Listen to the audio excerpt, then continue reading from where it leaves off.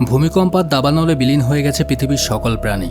ধ্বংস হয়ে যাওয়া পৃথিবীতে কিছু সংখ্যক মানুষই বেঁচে আছে, কিন্তু খাবারের তীব্র সংকটের ফলে মানুষগুলো নরখাদকে পরিণত হয়েছে। মানুষরাই মানুষদেরকে ধরে ধরে খাচ্ছে। এই পরিস্থিতিতে টিকে থাকার লড়াই করার জন্য বাবা তার ছেলেকে নিয়ে সার্ভাইভ করছে, কিন্তু কতদিন জানতে হলে দেখতে হবে পুরো সিনেমা। হ্যালো এভরিওয়ান, আমি অমিত আর আপনারা দেখছেন সিনেমেটিক জার্নি।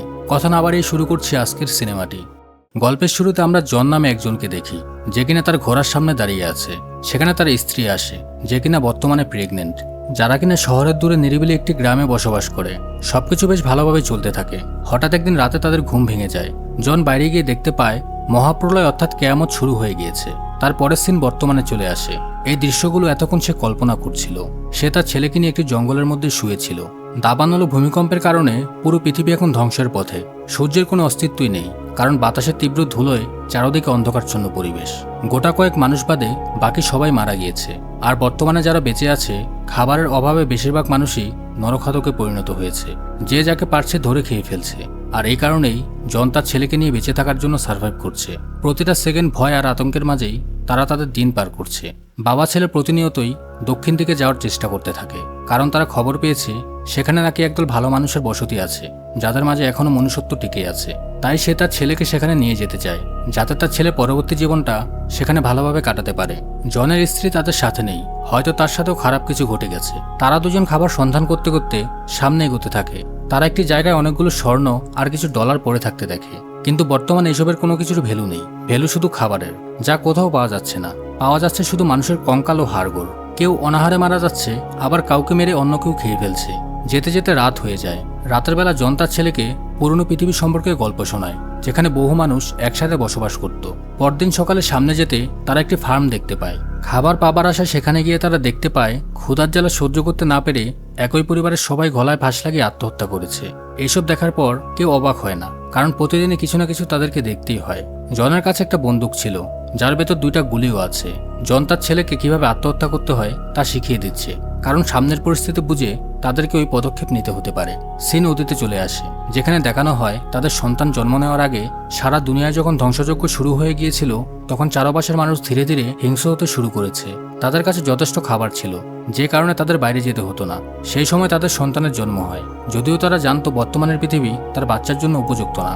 এখন সিন আবার বর্তমানে চলে আসে। তারা একটি গাড়িতে বসে বিশ্রাম নিচ্ছিল। হঠাৎ করে সেখানে একদল সন্ত্রাসী গোষ্ঠী চলে আসে, যারা কিনা নরখাদক। তারা তাদেরকে দেখা মাত্রই লুকিয়ে গাড়ি থেকে নেমে পাহাড়ের ঢালু অংশে গিয়ে লুকিয়ে পড়ে। কিন্তু ভাগ্য খারাপ থাকায় একজন নরখাদক জল বিয়োগ করতে আসলে তাদেরকে দেখে ফেলে। জন তখন তার দিকে বন্দুক তাক করে। সে তাকে এখান থেকে চলে যেতে বলে। নরখাদকটার নজর তার ছেলের দিকে ছিল। হঠাৎ সে তার ছেলেকে ধরে তার গলায় ছুরি রাখে। জন কোনো উপায় না পেয়ে সোজা তার মাথায় গুলি চালিয়ে দেয়। গুলির শব্দ বাকিরাও শুনতে পেয়ে যায়। তাই সে দ্রুত তার ছেলেকে নিয়ে এখান থেকে পালাতে থাকে। সন্ত্রাসীরা তাদেরকে খুঁজতে থাকে, কিন্তু তাদের না পাওয়ায় তারা গাড়ি নিয়ে ফেরত চলে যায়। জন তখন তার জিনিসপত্র ফেরত আনতে আবার সেখানে যায়। ওইখানে গিয়ে সে দেখতে পায় তার গুলি করা মেরে ফেলা লোকটিকে তার দলের সদস্যরাই তার লাশটি কেটে মাংস নিয়ে গেছে খাওয়ার জন্য। তারপর দৃশ্য আবার পিছনে চলে আসে। এখন তাদের ছেলে বেশ ভালোই বড় হয়ে গেছে, কিন্তু বর্তমানের পরিস্থিতি এতটাই খারাপ যে তার স্ত্রী তার ছেলেকে নিয়ে আত্মহত্যা করার সিদ্ধান্ত নেয়, কারণ যে কোনো সময় তাদেরকে ধর্ষণ করে খেয়ে ফেলবে নরখাদক মানুষগুলো। জন তাকে অনেক আটকানোর চেষ্টা করে, কিন্তু সে পরিস্থিতির সাথে হার মেনে গিয়ে তার গরম কাপড়গুলো খুলে দিয়ে বাবাও ছেলেকে দক্ষিণ দিকে যেতে বলে। সে তাদেরকে শেষ বিদায় জানিয়ে এই তীব্র শীতে বাইরে চলে যায় এবং ঠান্ডায় জমি মারা যায়। আর এটাই ছিল অতীতের গল্প। তার পরের দিন একটা জায়গায় খাবার খুঁজতে খুঁজতে জন কোকাকোলার একটা ক্যান খুঁজে পায়। এইটা সে তার ছেলেকে দেয় খাওয়ার জন্য। জীবনে প্রথমবার কোল্ড ড্রিঙ্কস খাওয়ার আনন্দ সে তার বাবার সাথেও শেয়ার করে। আবারও সামনে গিয়ে তারা একটি পানির ঝর্ণা দেখতে পায়। সেখানে ভালো কিছু মুহূর্ত কাটানোর পর তারা তাদের গন্তব্যে আবার ছুটতে থাকে। এবার তারা একটি বাড়ি দেখতে পায়। ভালো কিছুর আশায় সে বাড়ির মধ্যে তারা প্রবেশ করে। চারপাশ দেখার পর তারা অনুমান করতে পারে যে এখানে কোনো মানুষ বসবাস করে, কিন্তু যেই থাকুক সে কোনো ভালো মানুষ না। ঘরের সব জায়গায় অন্যান্য মানুষদের জিনিসপত্র দিয়ে পরিপূর্ণ। আর একটু খোঁজাখুঁজির পর তারা একটি গোপন দরজা খুঁজে পায়। ভেতরে কিছু না কিছু অবশ্যই আছে। তাই দেরি না করে বাইরে থেকে একটি কুড়াল নিয়ে এসে সেখানে তালাটি ভেঙে দেয়। নিচে ভীষণ অন্ধকার থাকায় জন তার লাইটার জ্বালিয়ে সামনে এগোতে থাকে। কাছে একটি ঘরের সামনে গিয়ে ভিতরের দৃশ্য দেখে তারা একদমই শকড হয়ে যায়। ভেতরে কিছু মানুষকে আটকে রাখা হয়েছে। তারা ক্ষুধার জ্বালায় নিজেরাই নিজেদেরকে ছিঁড়ে ছিঁড়ে খেয়েছে। জন বুঝতে পারে এই বাড়িতে নরখাদকরা বসবাস করে। তারা এক এক করে এখান থেকে এদেরকে নিয়ে গিয়ে কেটে রান্না করে খায়।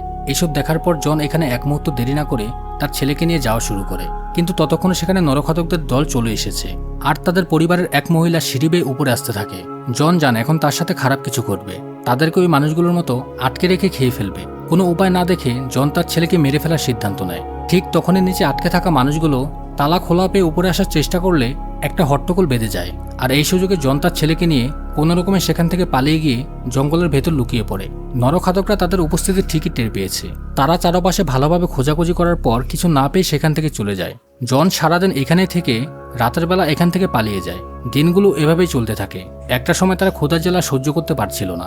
জন ভালোভাবে বুঝতে পেরেছিল তার শরীরের কন্ডিশন বেশি একটা ভালো না, খুব শীঘ্রই সে মারা যাবে। কিন্তু তার আগে সে তার ছেলেকে সবকিছু শিখিয়ে দিতে চায়। সামনে যেতে যেতে জন কিছু একটা অনুভব করতে পারে। সে কোনো মেটালের শব্দ শুনতে পায়।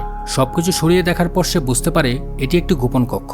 তখন সে ভয় পেয়ে যায়, কারণ এর আগের বার সে যখন একটি দরজা খুলেছিল তখন তার সাথে খারাপ কিছু ঘটেছিল। এই ভয় নিয়েও সে দরজা খুলে নিচে যাওয়ার পর তার সব কষ্ট যেন চলে গিয়েছিল। এই ঘরটা সম্পূর্ণটাই খাবার দাবার দিয়ে পরিপূর্ণ।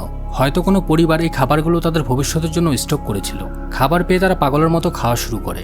জনের ছেলে বড় হবার পরে কোনোদিনই পেট ভরে খেতে পারেনি, তাই ছেলেকে এমনভাবে খেতে দেখে জন অনেক খুশি হয়ে যায়। এমনকি তারা বেশ কয়েকদিন এখানে কাটিয়ে দেয়। হঠাৎ একদিন উপর থেকে তারা একটি শব্দ শুনতে পায়, হয়তো উপরে কেউ হাঁটাহাঁটি করছে। জনের কাছে তখন এই জায়গাটি সেফ মনে হয় না, তাই তারা যথেষ্ট খাবার দাবার নিয়ে এখান থেকে দক্ষিণের উদ্দেশ্যে বেরিয়ে পড়ে। একটু সামনে যেতে তারা একটি বুড়ো লোককে দেখতে পায়, যে কিনা চোখে ঠিকমতো দেখতে পায় না। ভয় পেয়ে সে আগে আত্মসমর্পণ করে। তখন জনের এই লোকটাকে ভালো মনে হয়। তখন তার ছেলের অনুরোধে লোকটাকে তারা কিছু খেতে দেয়। তারপর তিনজন একসাথে সামনে এগিয়ে যায়। রাতের বেলা তারা তিনজন একসাথে খাওয়া দাওয়ার পর রাতটা বেশ ভালোই কাটায়। পরদিন সকালে তারা আলাদা গন্তব্যে যাত্রা শুরু করে, কারণ বর্তমান পরিস্থিতি অনুযায়ী কেউ কাউকে বিশ্বাস করে বাঁচতে চায় না। জন ছেলেকে নিয়ে তার যাত্রা শুরু করে এবং রাত কাটানোর জন্য তার আরেকটি ভালো জায়গা খুঁজে পায়। লাঠি সংগ্রহ করার সময় আশেপাশে তাকানোর পর সে দেখতে পায় অনেকগুলি মানুষের খুলি লাঠির সাহায্যে দাঁড় করিয়ে রাখা হয়েছে। তার কাছে মনে হতে থাকে এই জায়গাটা একটা নরখাদকদের এলাকা। তাই জিনিসপত্র নিয়ে তারা এখান থেকে অন্য কোথাও যাওয়ার সময় দেখতে পায় নরখাদকদের একটা দল এক মা ও মেয়ের পিছু তাড়া করছে। ছেলের কথা চিন্তা করে তাদের জন্য সে কিছুই করতে পারে না। তাদের সামনে নরখাদকগুলো মা ও মেয়েকে নির্মমভাবে হত্যা করে। তারা দুজন পেছন দিকে ছুটতে থাকে। এমন সময় চারদিকে ভূমিকম্প শুরু হয়ে যায়। ভূমিকম্প এতটাই শক্তিশালী যে বড় বড় গাছগুলো একে একে মাটিতে পড়তে শুরু করে। এইখানেও তারা কোনোরকমভাবে বেঁচে যায়। আজকের রাতটা তারা একটি চার্জে গিয়ে কাটিয়ে দেয়। সকাল হতে জনের শরীর প্রচণ্ড খারাপ হয়ে যায়, এমনকি তার গলা দিয়ে রক্ত পড়তে শুরু করে। এইগুলো দেখার পর তার ছেলে ভয় পেয়ে গেলে সে নিজেকে সামলে নেয়। তাদের কাছে একটি ম্যাপ রয়েছে, যেটা দেখে তারা দক্ষিণ দিকে যাত্রা করছে।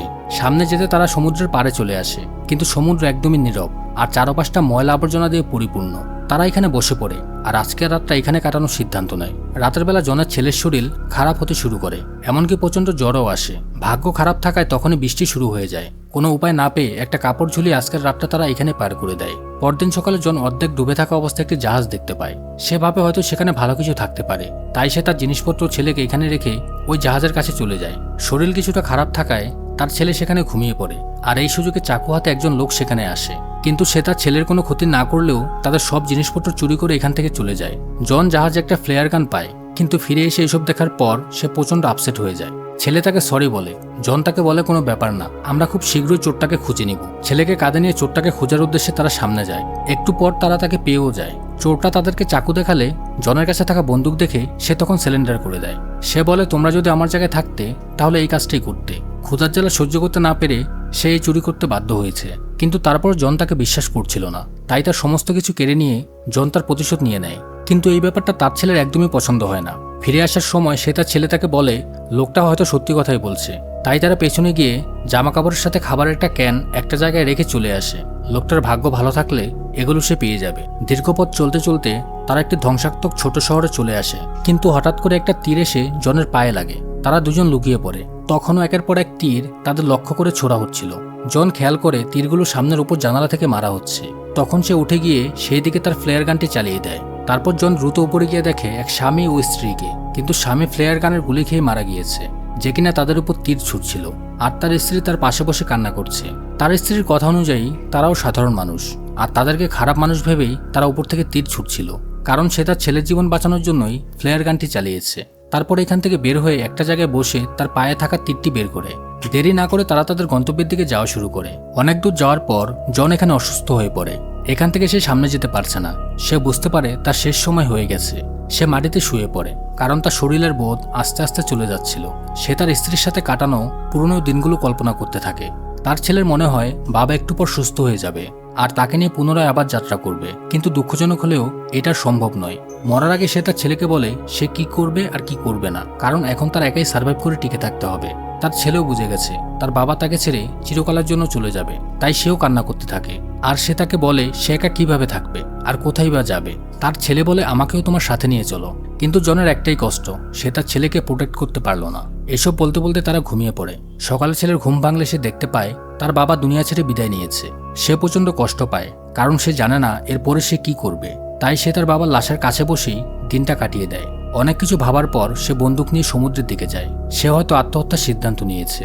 সমুদ্রের পাড়ে দাঁড়িয়ে সে তার বাবার সাথে কাটানো দিনগুলি কল্পনা করতে থাকে।